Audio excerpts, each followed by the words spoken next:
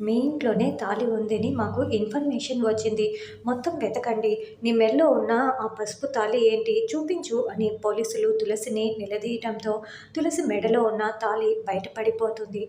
తాళి దొరికింది. ఇదిగో ఈవిడ్ని అరెస్ట్ చేయండి అని ఇన్స్పెక్టర్ చెప్పటంతో ఇక తులసిని అరెస్ట్ చేసి లాక్కు వెళ్తూ ఉంటారు. దాంతో లక్ష్మి, శ్రీనివాస్ అందరూ ఏడుస్తూ ఉంటారు. తులసి ఏడుస్తూ కారు ఎక్కి పోలీస్ స్టేషన్కి వెళ్తుంది. దీన్ని లాక్కు వచ్చి లాకప్లో పడేయండి అని ఇన్స్పెక్టర్ చెప్తారు. అలా లేడీ కానిస్టేబుల్ తులసిని లాకప్లో వేయటంతో తులసి కుప్పకూలి ఏడుస్తూ ఉంటుంది.